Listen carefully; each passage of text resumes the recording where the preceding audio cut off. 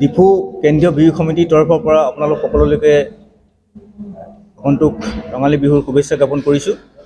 আমাৰ ডিফু কেন্দ্ৰীয় বিহু সমিতিৰ উদ্যোগত ৬৬ সংখ্যক ৰঙালী বিহু উৎসৱ আমি ৩ দিনীয়া কাৰ্যসূচীৰে আৰম্ভ কৰিছোঁ। ডিফু ক্লাব প্ৰাংগণত ১ বহাগ তাৰিখে আমাৰ পতাকা উত্তোলন হ'ব। লগতে জ্যেষ্ঠসকলক আমি সন্মান জনাম আৰু কনিষ্ঠসকলক আমি আন্তৰিক শুভেচ্ছা বহাগ বিহুৰ শুভেচ্ছা জ্ঞাপন কৰিম। ইয়াৰ পিছতে ইংৰাজী ২২ আৰু ২৩ তাৰিখে আমাৰ মূল কাৰ্যসূচী আৰম্ভ হ'ব। সমূহীয়া পতাকা উত্তোলন ৰাতিপুৱা ৯টা বজাত। তাৰপিছতে আমাৰ স্মৃতি তৰ্পণ হ'ব আৰু প্ৰকৃতি আদৰাৰ কাৰ্যসূচী আছে।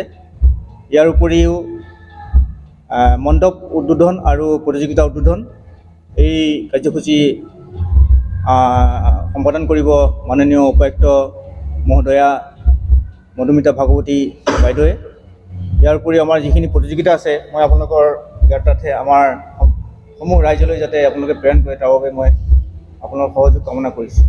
মতিৰাম ৰাভা সন্ধিয়া ৬ বজাত বিহু নাম প্ৰতিযোগিতা। প্ৰতিযোগীৰ বয়স ১১ বছৰ অধিক হ'ব লাগিব। প্ৰথম পুৰস্কাৰ ৩,০০১ টকা, দ্বিতীয় পুৰস্কাৰ ২,০০১ টকা, তৃতীয় পুৰস্কাৰ ১,০০১ টকা। দাতা শ্ৰীযুত ৰবীন গোস্বামী। ইয়াৰ পিছত আছে ইন্দ্ৰেশ্বৰ হাজৰিকা সোঁৱৰণী বিহু কৰি ২০২৩ প্ৰতিযোগিতা।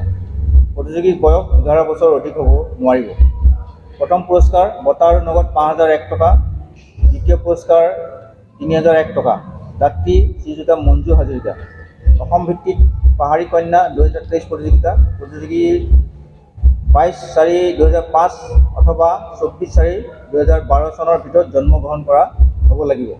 প্ৰতিযোগী বয়সৰ প্ৰমাণ পত্ৰ দাখিল কৰাটো বাধ্যতামূলক। প্ৰথম পুৰস্কাৰ ৰমেশ দাস সোঁৱৰণী বঁটা আৰু নগদ ২০,০০১ টকা। এই বঁটা আগবঢ়াইছে শ্ৰীযুত নিপেন দাস। দ্বিতীয় পুৰস্কাৰ পূৰ্ণ চন্দ্ৰ কাকতি সোঁৱৰণী বঁটা আৰু নগদ ১০,০০০ টকা। দাত্ৰী শ্ৰীযুতা লুনু কাকতি। ইয়াৰ পিছত আছে অসমীয়া জাতীয় সাজপাৰ প্ৰতিযোগিতা যুৱতী। প্ৰথম পুৰস্কাৰ ৫,০০১ টকা, দ্বিতীয় পুৰস্কাৰ ৩,০০১ টকা। দাত্ৰী শ্ৰীযুতা মইনা টিমুংপি। ইয়াৰ উপৰি আছে অসমীয়া জাতীয় সাজপাৰ প্ৰতিযোগিতা বোৱাৰী ৫,০০১ টকা, দ্বিতীয় পুৰস্কাৰ ৩,০০১ টকা। দাতা শ্ৰীযুত অৰূপ কলিতা। আৰু কিছু নিয়মাৱলী আছে, নিয়মাৱলী মই গাই দিছোঁ। প্ৰতিযোগিতাত কোনো আমন্ত্ৰিত বিচাৰক নাথাকে। প্ৰতিযোগিতা আৰম্ভ হোৱাৰ আগে আগে সেই সময়ত উপস্থিত থকা আৰু বিহু সম্যক জ্ঞান থকা সমিতিৰ ৫জন সদস্যক প্ৰতিগৰাকী প্ৰতিযোগীৰ বিপৰীতে একোটিকৈ নম্বৰ ১ৰ পৰা ৯ দিয়া হ'ব। ৫জন সদস্যৰ নম্বৰৰ যোগফলে প্ৰতিযোগিতাৰ ফলাফল হ'ব। অপ্ৰত্যাশিত পৰিস্থিতিত সমিতিৰ সিদ্ধান্তই চূড়ান্ত হ'ব। প্ৰতিগৰাকী প্ৰতিযোগীৰ সদস্যৰ সৰ্বোচ্চ সংখ্যা ৮জন। প্ৰতিযোগী আৰু সহযোগীসকলৰ খোৱাৰ ব্যৱস্থা কৰা হ'ব। ডিফুৰ বাহিৰৰ পৰা অহা প্ৰতিযোগী আৰু সহযোগীসকলক থকাৰ ব্যৱস্থা কৰা হ'ব। আৰু অসমীয়া জাতীয় সাজপাৰ প্ৰতিযোগিতাৰ নিয়মাৱলী হৈছে প্ৰতিযোগিতা চলি থকাৰ সময়ত নেপথ্যত সুৰ বাজি থাকিব। আগতীয়াকৈ সমিতিৰ পৰা নেপথ্য সুৰ সংগ্ৰহ কৰিব পাৰিব। বিচাৰকৰ সিদ্ধান্তই চূড়ান্ত সিদ্ধান্ত বুলি বিবেচিত হ'ব। ইয়াৰ পিছতে আমাৰ সন্ধিয়া ৮:৩০ বজাত প্ৰথম নিশাৰ সাংস্কৃতিক অনুষ্ঠান উদ্বোধন কৰিব আমাৰ চৰেণ বৰ্মা সভাপতি ডিফু কেন্দ্ৰীয় বিহু সমিতি। স্থানীয় শিল্পীসকলৰ দ্বাৰা বাৰেৰহণীয়া সাংস্কৃতিক অনুষ্ঠানৰ লগতে অসম খ্যাত খিচিৰি কৌতুক গোষ্ঠী। ইয়াৰ মূল আমাৰ স্থানীয় শিল্পী শ্ৰী ৰাজীৱ প্ৰ ডাঙৰীয়াৰ নেতৃত্বত এই খিচিৰি অনুষ্ঠান প্ৰদৰ্শন। প্ৰথম প্ৰতিযোগিতা আছে ২২ তাৰিখে ভোলাৰাম সোঁৱৰণী লাড়ু পিঠা প্ৰতিযোগিতা।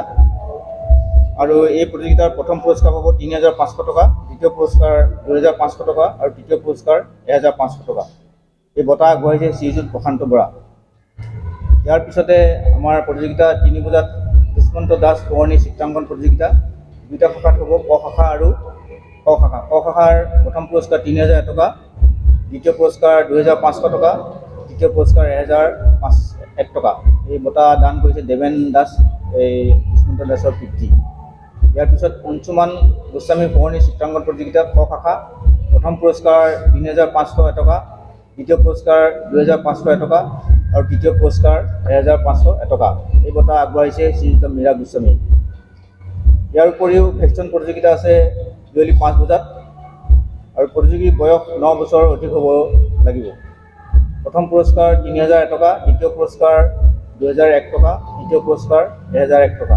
তাতে আছে 9 বহাগ 23 এপ্ৰিল 2023 পুৱা 11 বজাত কাৰ্যনিৰ্বাহক সভা, বিয়লি 5 বজাত বঁটা বিতৰণৰ সম্বৰ্ধনা অনুষ্ঠান। আমাৰ সম্বৰ্ধিত ব্যক্তিসকল হ'ল শ্ৰীযুত ৰঞ্জিত কুমাৰ সেন, শ্ৰীযুত কৰুণাকান্ত ভৰালী, শ্ৰীযুত কামিনী দাস, শ্ৰীযুতা মায়াদেৱী টিমুংপি, শ্ৰীযুত ধনীৰাম টিছু, শ্ৰীযুতা পখিলা লেকথেপী।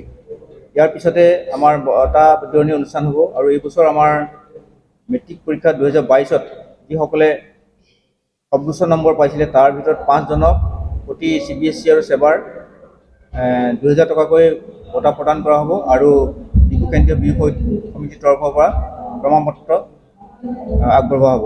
আৰু এই বঁটাৰ দাতা আছে সেবাৰ শ্ৰীযুত মুকুল চন্দ্ৰ বৰুৱা আৰু CBSEৰ শ্ৰীযুতা গীতা বৰা। 7 বজাত সন্ধিয়া সাংস্কৃতিক সন্ধিয়া উদ্বোধন কৰিব ডক্টৰ তুলিৰাম ৰংহাং, মাননীয় মুখ্য কাৰ্যবাহী সদস্য, কাৰ্বি আংলং সাহিত্য সংগীত পৰিষদ ডিফু। মুখ্য আকৰ্ষণ আছে সেইদিনাখন ৰঞ্জিত গগৈ, তেখেতৰ সহশিল্পীসকলৰ দ্বাৰা বিহু প্ৰদৰ্শন। আৰু এই ৰঞ্জিত গগৈয়ে এতিয়া বৰ্তমান যিটো গিনিজ ৱৰ্ল্ড বুকৰ যি 14 তাৰিখে প্ৰদৰ্শন হ'ব, তেখেতে তাৰে নেতৃত্ব লৈছে। ইয়াৰ উপৰিও অপূৰ্বজান তেখেতৰ সহযোগী শিল্পীসকলৰ লগত সাংস্কৃতিক অনুষ্ঠান পৰিৱেশন কৰিব। আমি আপোনালোকক জনাব পাই সুখী হৈছোঁ যে ডিফু কেন্দ্ৰীয় বিহু সমিতিয়ে 2002 চনৰ পৰা বিভিন্ন সামাজিক সাংস্কৃতিক অনুষ্ঠানৰ লগত একেলগে পতাকা উত্তোলন কৰে। এই পতাকা উত্তোলন 22 তাৰিখে পুৱা 9 বজাত সমাপন হ'ব। ইয়াত বিভিন্ন সামাজিক সাংস্কৃতিক অনুষ্ঠানে সহযোগ কৰে। প্ৰায় 30টামান সামাজিক সাংস্কৃতিক অনুষ্ঠান জড়িত থাকে। আৰু ডিফুৰ সকলো ৰাইজৰ সহযোগত আজি প্ৰায় 64 বছৰ এই কেন্দ্ৰীয় বিহু সমিতিৰ অনুষ্ঠান উদযাপন হৈ আহিছে। গতিকে আমি ডিফু কেন্দ্ৰীয় বিহু সমিতিৰ তৰফৰ পৰা আৰু ডিফুবাসীৰ ৰাইজৰ হৈ অসমবাসী ৰাইজলৈ আগন্তুক নৱবৰ্ষৰ শুভেচ্ছা জ্ঞাপন কৰিছোঁ। আৰু আমাৰ যাতে অনুষ্ঠান সাফল্য হয় আৰু সকলোৰে সহযোগ কামনা কৰিছোঁ।